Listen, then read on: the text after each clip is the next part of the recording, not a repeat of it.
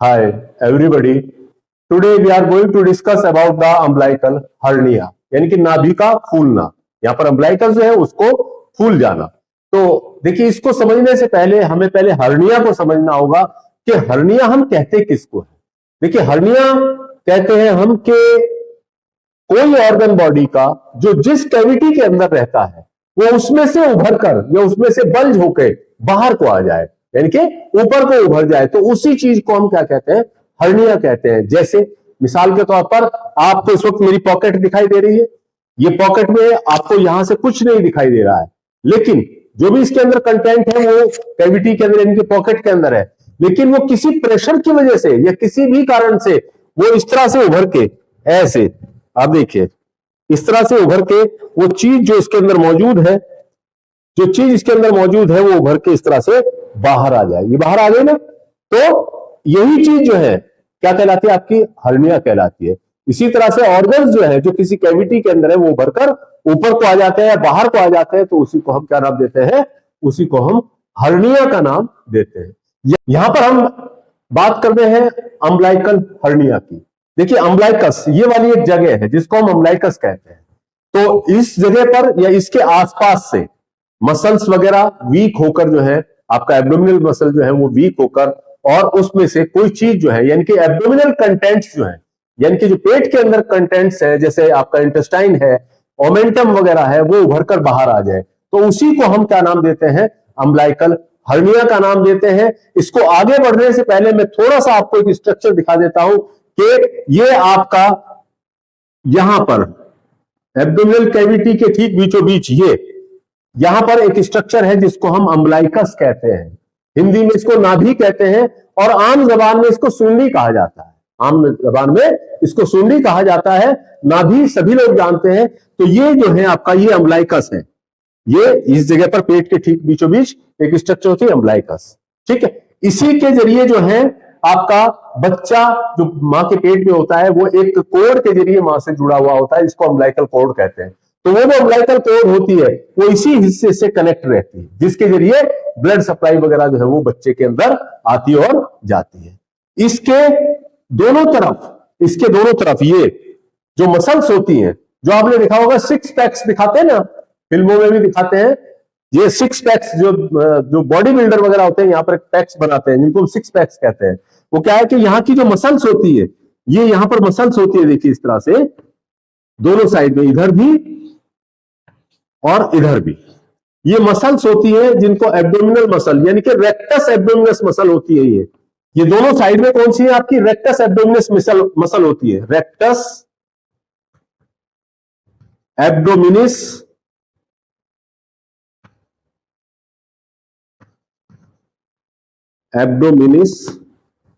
Muscle, इधर भी और आपका इधर भी, रेक्टस एब्डोमिनिस मसल। ये मसल बीच में आपस में एक दूसरे से एक सेप्टम के जरिए, ये इस तरह से यहां पर एक सेप्टम होता है, ये फाइब्रस सेप्टम, इसको हम कहते हैं फाइब्रस सेप्टम। और इसके बीच बीच में भी, इन मसल्स के बीच बीच में भी इस तरह से ये सेप्टम लगे हुए होते हैं, ये सेप्टम जो है इस तरह से लगे हुए होते हैं।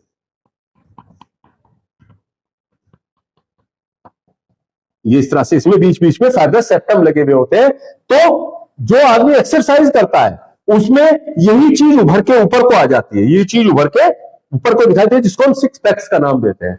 अब एक्चुअली में इसमें होता क्या है, इसमें यही होता है कि ये जो फाइब्रस सेप्टम है, ये जो रेक्टस एब्डोमिनिस मसल है, वो चाहे यहां से, चाहे यहां से, चाहे यहां से, चाहे यहां से, इसके चारों तरफ से कहीं से भी जो है इसके अंदर जो है ये आपका खिंचाव की वजह से गैप आ जाए, ये इस तरह से एक गैप आ गया, खिंचाव होकर ये बीच में गैप आ गया, तो रेक्टस एब्डोमिनस मसल के इस तरह से खिसक जाने में, प्रेशर पड़ने पर, यानी कि पेट के ऊपर किसी भी तरह का प्रेशर पड़े तो उस प्रेशर की वजह से क्या होता है कि ये यहां से ये इधर को खिसक जाएगी और यहां पर एक गैप बन जाता है, चाहे वो यहां गैप बने, चाहे यहां गैप बने, या यहां बने, यहां बने।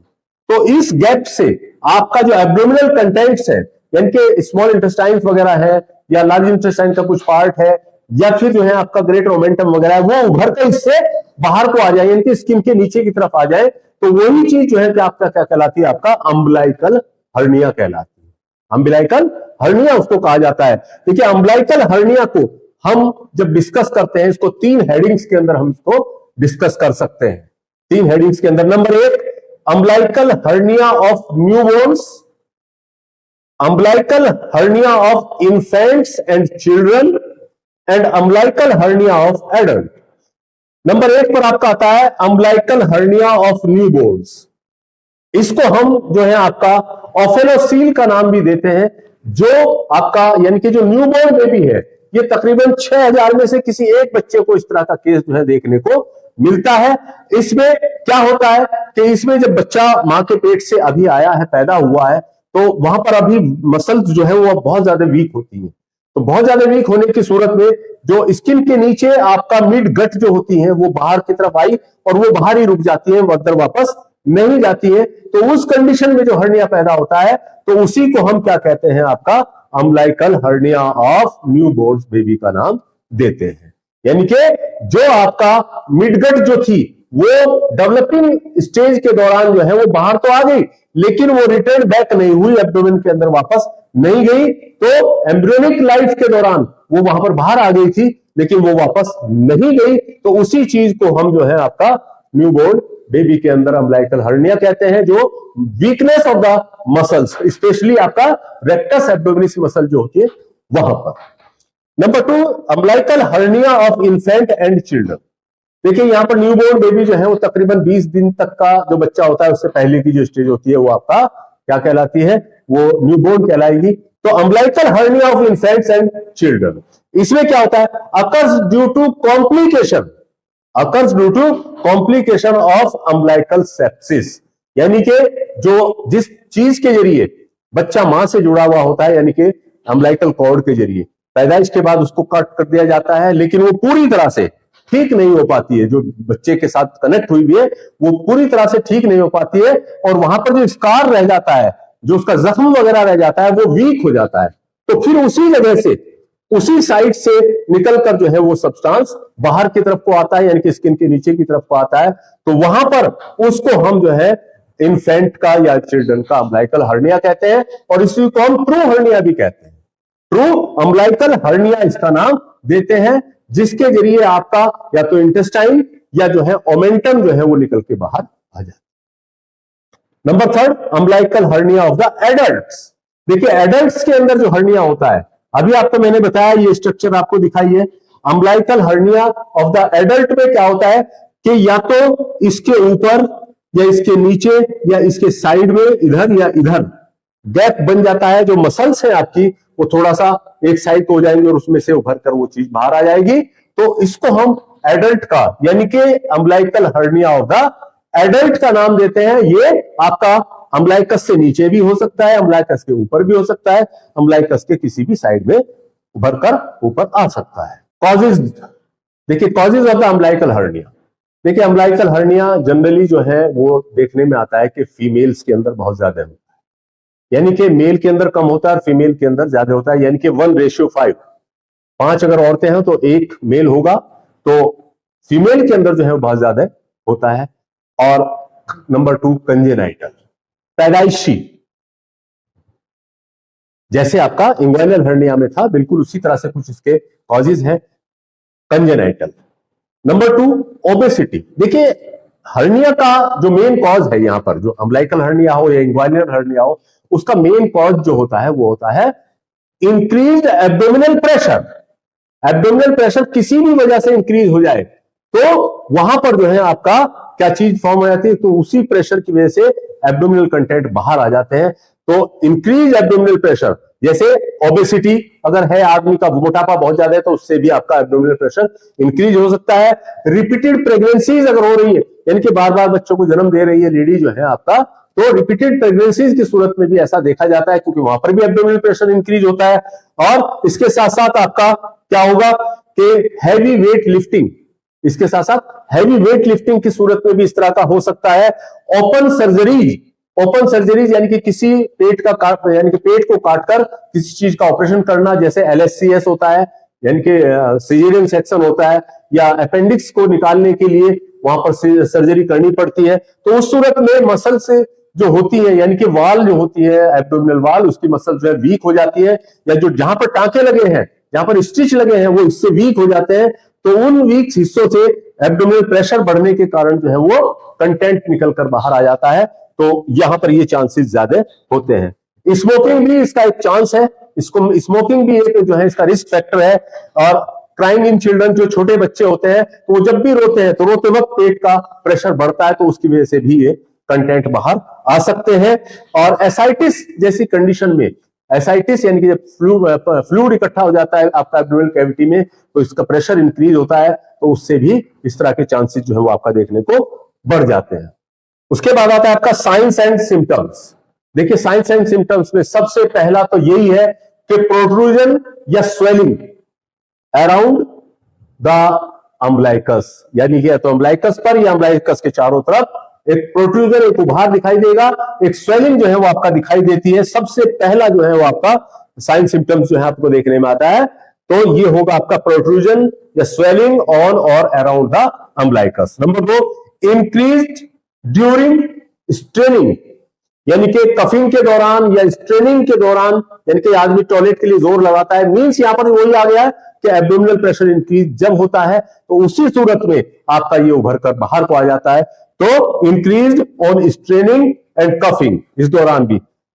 एक्सपेंसाइल इंपल्स, एक्सपेंसाइल इंपल्स मतलब है कि जब चाहे वो कफिंग हो या बच्चा रो रहा हो, उस वक्त प्रेशर इंक्रीज हुआ तो ये फैल जाता है, और फैलकर जो है ये ज्यादा उभर कर बाहर आ जाता है। इसके अंदर ड्रैगिंग पेन होगा, ड्रैगिंग पेन यानी जैसे कोई खींच रहा हो, तो वहां पर ये चीज जो है वो दिखाई देती है, और इसी की वजह से आपका जो है अगले आने वाली परेशानियां भी पैदा हो सकती है। यानी कि कॉम्प्लिकेशंस जो है इसमें क्या हो सकते हैं। सबसे पहले कॉम्प्लिकेशन आता है आपका इसके अंदर इनकार्सिरेटा या ट्रैप्ड, यानी कि जो कंटेंट यहां से निकल के बाहर आया है, कंटेंट निकल के बाहर आया है, ये तो बाहर आ गया, लेकिन ये फिर गैप कम हो गया, तो ये फिर वापस नहीं जाता है, तो उस सूरत में यहां पर जो है आपका ट्रैप्ड हो जाएगा ये। और दूसरे यहां पर इंटेस्टाइनल ऑब्स्ट्रक्शन भी हो सकता है, आंतों के अंदर जो है वो आपका मूवमेंट नहीं हो पाएंगे, और उसकी वजह से इंसान को दर्द होगा, और जो है वहां पर वॉमिटिंग होना भी शुरू हो जाती है। इवन ये कंडीशन आ जाती है कि यहां पर स्ट्रेंगुलेटेड हर्निया हो जाता है, यानी कि ये जो आंतें जो बाहर आई लेकिन ये वापस नहीं गई और पीछे का रास्ता कॉन्स्ट्रिक्ट हो गया, तो उसकी सूरत में उसकी ब्लड सप्लाई बहुत कम हो जाएगी, तो ब्लड सप्लाई एकदम से रुक भी सकती है। तो उस सूरत में ये जो इंटेस्टाइन का पार्ट बाहर आया था, तो बाहर आया था, तो ये यहां पर जो है गैंग्रीन इसके अंदर हो जाता है, और इसके गैंग्रीन होने के साथ साथ जो बाहर से आपको सिम्टम दिखाई देंगे, छूने पर बहुत ज्यादा दर्द होगा, और ये अम्बलाइकस के आसपास का हिस्सा जो है वो पर्पलिश या रेडिश होना शुरू हो जाएगा। इवन आप समझ सकते हैं कि अब आप जो है इंटेस्टाइन वहां पर जो है वो आपका गैंग्रीन उनके अंदर हो चुका है, तो फिर ये टिपिकल इमरजेंसी हो जाती है, तो इमीडिएट ऑपरेशन करना पड़ता है, तो इमीडिएट ऑपरेशन करके उसको कट करके बाहर निकालना पड़ता है। तो ये कॉम्प्लिकेशन जो है इसके अंदर जो है आपका एराइज हो सकते हैं। इन्वेस्टिगेशन, देखिए इन्वेस्टिगेशन हम क्या करेंगे इसमें, इन्वेस्टिगेशन आपका या तो यूएसजी या फिर सीटी स्कैन, अल्ट्रासोनोग्राफी या आपका सीटी स्कैन जो है हम करके इसका डायग्नोज जो है वो आपका कर सकते हैं। ट्रीटमेंट की देखिए जहां तक बात आती है, देखिए इसका satisfactory and fully curable treatment तो सर्जिकल ही होता है। सर्जरी करके ये आपका अम्बलाइकस है, यानी कि इसमें यहां पर इस तरह से ल्यूनुलर टाइप जो है कट लगा के जो है, या यहां पर जहां पर भी वो कंटेंट बाहर निकला हुआ है उसको अंदर करके दोबारा से यहां पे सुचरिंग कर दी जाती है, सुचरिंग कर दी जाती है, लेकिन ये कंप्लीटली सक्सेस नहीं हो पाता है। तो क्या करते हैं इसमें एक जो है सर्जिकल तरीके से सर्जिकल सर्जरी करके एक मैश लगा दी जाती है, एक जाली लगा दी जाती है, जाली अंदर करके फिर दोबारा से स्टिच कर दिया जाता है, तो उससे सपोर्ट मिल जाती है अंदर से मसल की वाल को, और फिर वो कंटेंट निकल के बाहर नहीं आता है, तो यहां पर एक जाली लगा दी जाती है, तो जो सर्जिकली ही किया जा सकता है। तो सबसे सक्सेस जो ट्रीटमेंट है वो आपका सर्जिकली ही इसका ट्रीटमेंट होता है, उसके अलावा कोई दूसरा ट्रीटमेंट नहीं होता। हाँ, अपने मन को समझाने के लिए कुछ अगर दर्द हो रहा है तो एनएसएआईडीज यानी कि पेन किलर वगैरह दवाई ले सकते हैं, लेकिन अगर आप आयुर्वेद को पसंद करते हैं तो कुछ वक्त के लिए अभी इनिशियल स्टेज में है, तो आप उसमें कुछ वक्त के लिए उसको रोकथाम के लिए आप जो है आयुर्वेदिक दवाई अगर लेना चाहते हैं तो वैद्यनाथ कंपनी की एक मेडिसिन आती है वृद्धि वाधिका। वृद्धि वाधिका एक टैबलेट आती है, उसकी 2 गोली सुबह 2 गोली शाम में आप पेशेंट को दे सकते हैं अगर आप आयुर्वेद ट्रीटमेंट पसंद करते हैं। लेकिन अगर आप यूनानी ट्रीटमेंट पसंद करते हैं तो यूनानी ट्रीटमेंट वक्त, देखिए ये इलाज जो मैं बता रहा हूं वक्ती तौर के लिए है, परमानेंट क्योरेबल नहीं है। इससे परमानेंट क्योरेबल तो सर्जरी के जरिए ही होगा। तो यूनानी के तौर पर अगर आप इलाज करना चाहते हैं तो यूनानी की एक दवा आती है हमदर्द कंपनी की माजून फ्लास्फा। माजून फ्लास्फा अगर इनिशियल स्टेज में ही इसको लेना शुरू कर दिया जाए तो वहां की मसल्स को स्ट्रेंथ मिलती है, पावर मिलती है, तो उससे ये क्योर हो सकता है।